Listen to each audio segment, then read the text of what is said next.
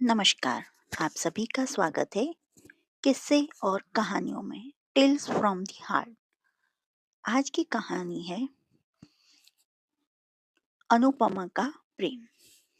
चलिए शुरू करते हैं।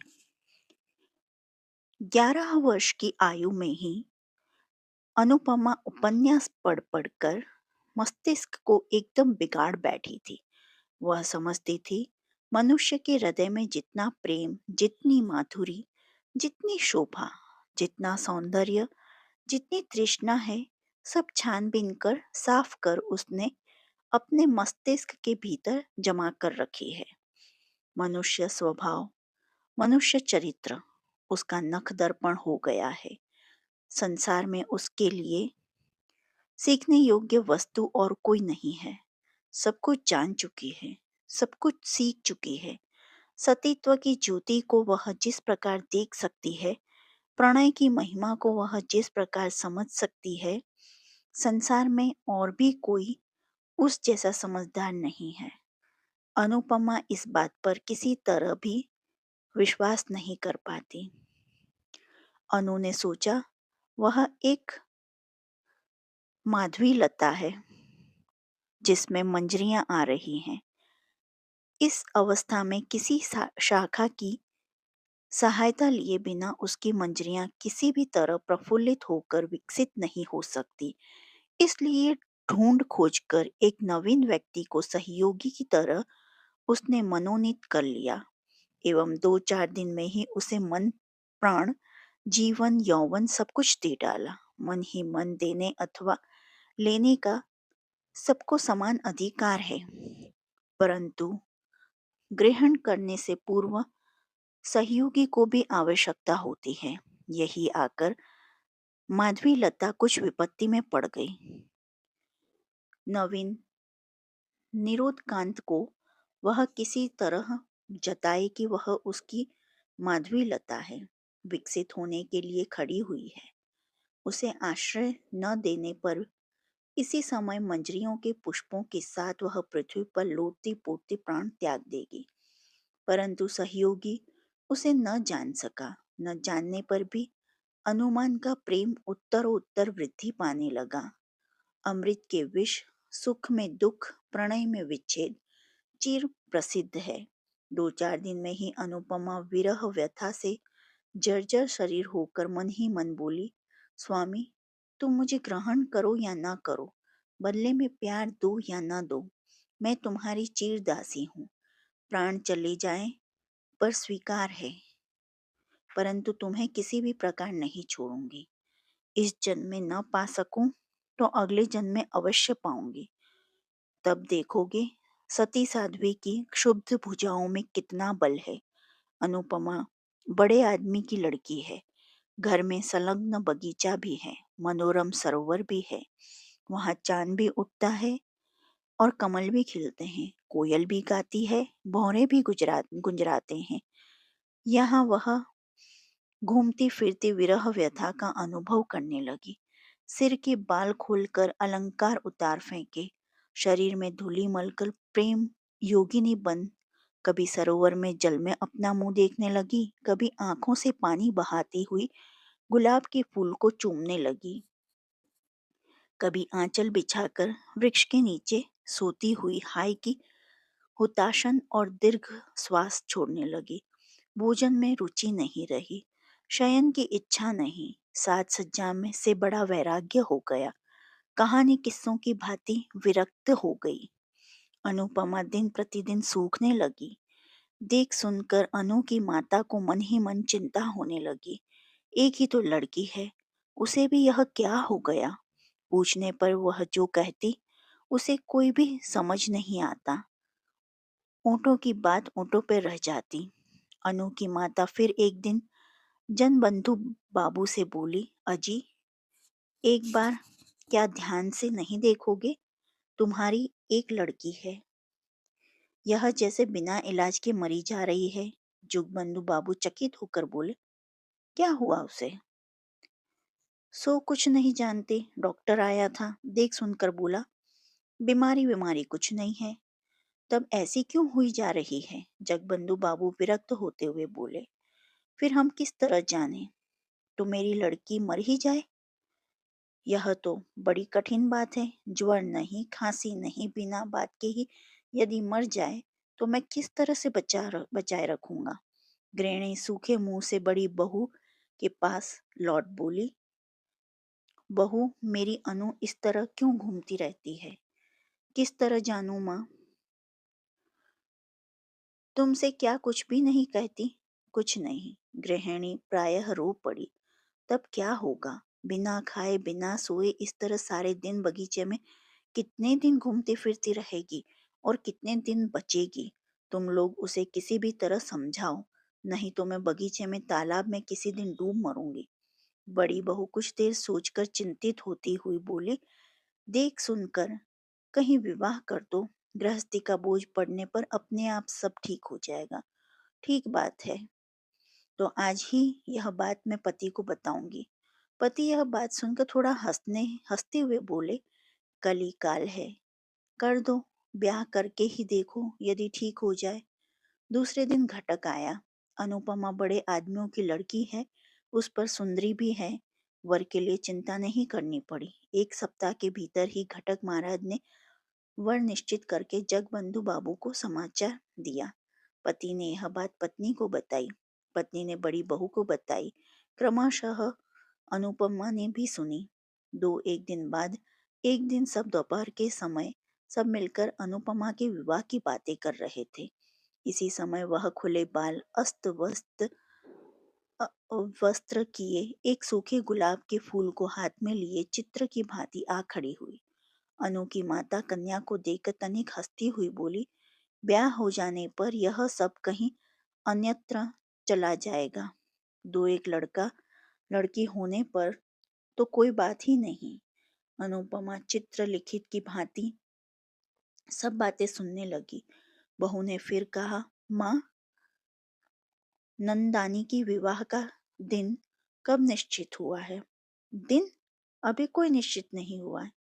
नंदोई जी क्या पढ़ रहे हैं? इस बार बीए की परीक्षा देंगे। तब तो बहुत अच्छा वर है। इसके बाद थोड़ा हंसकर मजाक करती हुई बोली, परंतु देखने में खूब अच्छा न हुआ तो हमारी ननद जी को पसंद नहीं आएगा। क्यों पसंद नहीं आएगा? मेरा जमाई तो देखने में बहुत खूब अच्छा है। इस बार अनुपमा ने कुछ गर्दन घुमाई, थोड़ा सा हिलकर पांव के नाखून से मिट्टी खोदने की भांति लंगड़ाती लंगड़ाती बोली, विवाह में नहीं करूंगी। माँ ने अच्छी तरह न सुन पाने के कारण पूछा, क्या है बेटी? बड़ी बहू ने अनुपमा की बात सुन ली थी। खूब जोर से हंसते हुए बोली, ननद जी कहते हैं वे कभी विवाह नहीं करेंगी। विवाह नहीं करेगी? नहीं, न करे।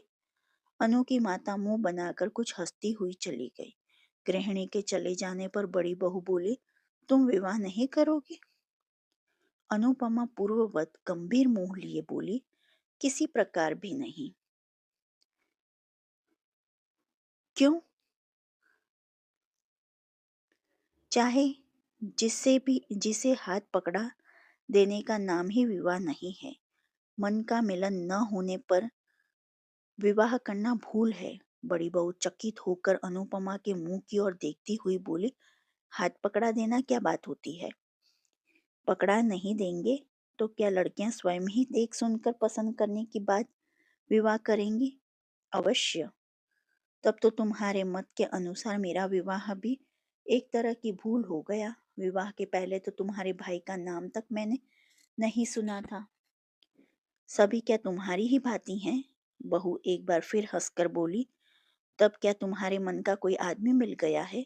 अनुपमा बड़ी बहू के हास्य विद्रूप से चिढ़कर अपने मुंह का चौगुना गंभीर करती हुई बोली, भाभी मजाक क्यों कर रही हो? यह क्या मजाक का समय है? क्यों, क्या हो गया?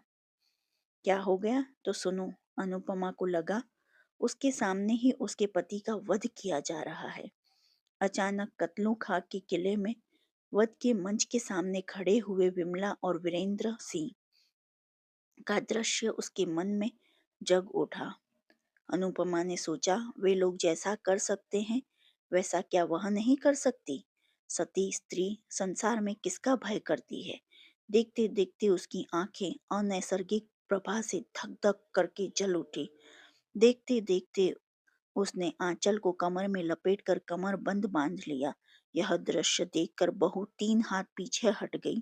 क्षण भर में अनुपमा बगल वाले पलंग के पाए को जकड़कर आंखें ऊपर उठाकर चित्कार करती हुई कहने लगी, प्रभु, स्वामी, प्राणनाथ, संसार के सामने आज मैं मुक्त कंठ से चित्कार करती हूँ। तुम्हारी मेरे प्राणनाथ हो, तुम ही मेरे प्राणनाथ हो, तुम मेरे हो, मैं तुम्हारी हूँ। यह खाट के पाए नहीं, ये तुम्हारे दोनों चरण हैं। मैंने धर्म को साक्षी करके तुम्हें पति रूप में वर्ण किया है।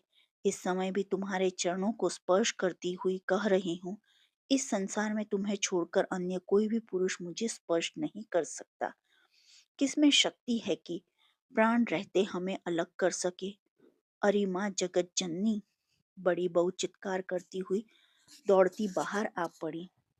अरे देखते हो ननद रानी कैसा ढंग अपना रही है। देखते देखते गृहिणी भी दौड़ी आई। बहुरानी का चित्कार बाहर तक जा पहुंचा था।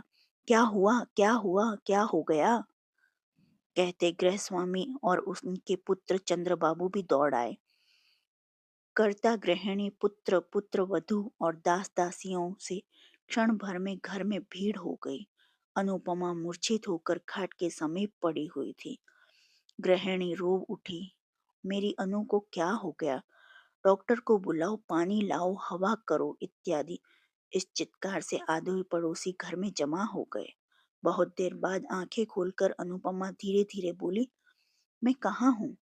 उसकी माँ उसके पास मुंह लाती हुई स्नेहपूर्वक बोली, कैसी हो बेटी?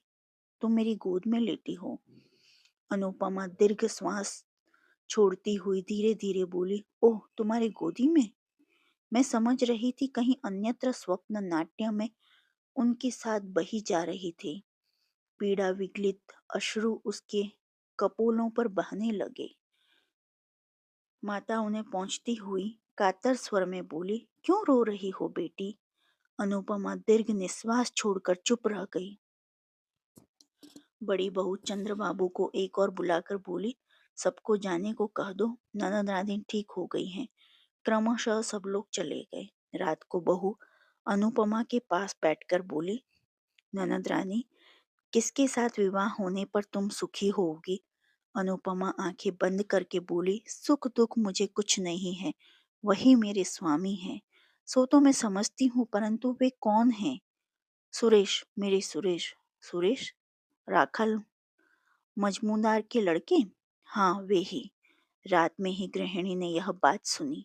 दूसरे दिन सवेरे ही मजमूदार के घर जा उपस्थित हुई। बहुत सी बातों के बाद सुरेश की माता ने से बोली, अपने लड़के के साथ मेरी लड़की का विवाह कर लो। सुरेश की माता हंसती हुई बोली, बुरा क्या है? बुरे भले की बात नहीं, विवाह करना ही होगा। तो सुरेश से एक बार पूछाऊं, वह घर में ही है, उसकी सम्मति होने पर पति को असहमति नहीं होगी। सुरेश उस समय घर में रहकर बीए की परीक्षा की तैयारी कर रहा था। एक क्षण उसके लिए 1 वर्ष समान था। उसकी माँ ने विवाह की बात कही, मगर उसके कान में नहीं पड़ी। गृहिणी ने फिर कहा, सुरो, तुझे विवाह करना होगा। सुरेश मुंह उठाकर बोला, वह तो होगा ही, परंतु अभी क्यों? पढ़ने के समय यह बातें अच्छी नहीं लगती। गृहिणी अप्रतिभ होकर बोली, नहीं नहीं, पढ़ने के समय क्यों? परीक्षा समाप्त हो जाने पर विवाह होगा। कहाँ? इसी गांव में जगबंधु बाबू की लड़की के साथ। क्या? चंद्र की बहन के साथ, जिसे मैं बच्ची कहकर पुकारता हूँ? बच्ची कहकर क्यों पुकारेगा? उसका नाम अनुपमा है।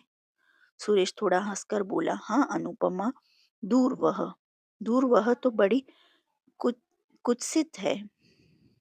कुत्सित कैसे हो जाएगी? वह तो देखने में अच्छी है। भले ही देखने में अच्छी है, एक ही जगह ससुराल और पिता का घर होना मुझे अच्छा नहीं लगता। क्यों? उसमें क्या दोष है? दोष की बात कोई मतलब नहीं। तुम इस समय जाओ माँ, मैं थोड़ा पढ़ लूं, इस समय कुछ भी नहीं होगा। सुरेश की माता लौट आकर बोली, सुरो तो एक ही गांव में किसी प्रकार भी विवाह नहीं करना चाहता, क्यों? सो तो नहीं जानती। अनु की माता मजमूदार की गृहिणी का हाथ पकड़कर कातर भाव से बोली, यह नहीं होगा बहन, यह विवाह तुम्हें करना ही पड़ेगा। लड़का तैयार नहीं है, मैं क्या करूं बताओ?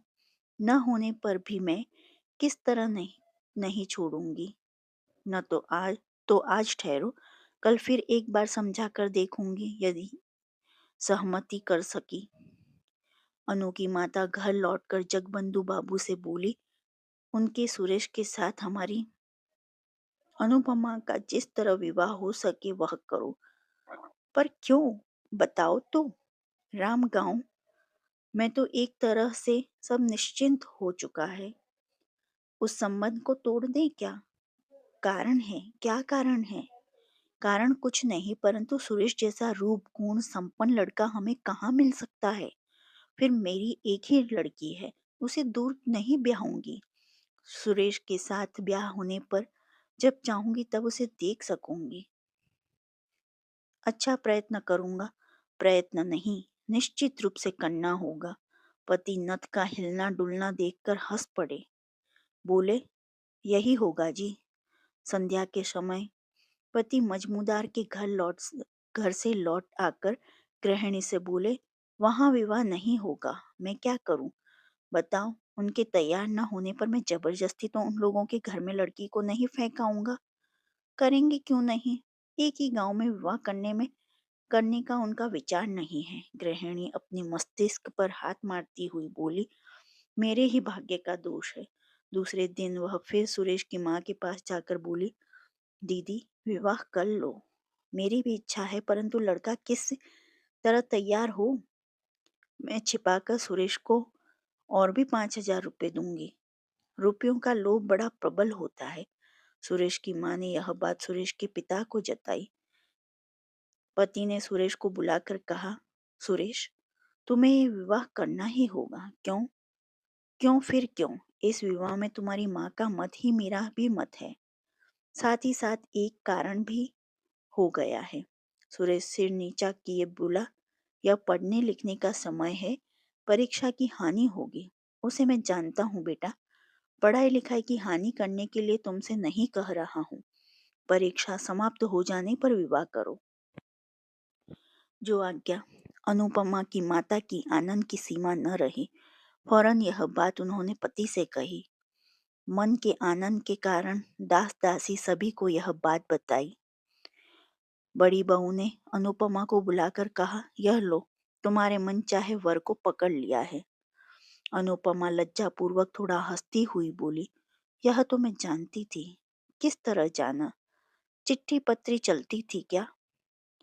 प्रेम अंतर्यामी है, हमारी चिट्ठी पत्री हृदय में चला करती है। धन्य हो तुम जैसी लड़की। अनुपमा के चले जाने पर बड़ी बहू ने धीरे धीरे मानो अपने आप से कहा, देख सुनकर शरीर जलने लगता है। मैं 3 बच्चों की माँ हूँ और आज मुझे यह प्रेम सिखाने आई है। जो अनुपमा को आपको अनुपमा की यह कहानी अच्छी लगी हो तो please like share and subscribe. देखने के लिए धन्यवाद। जय हिंद, जय भारत।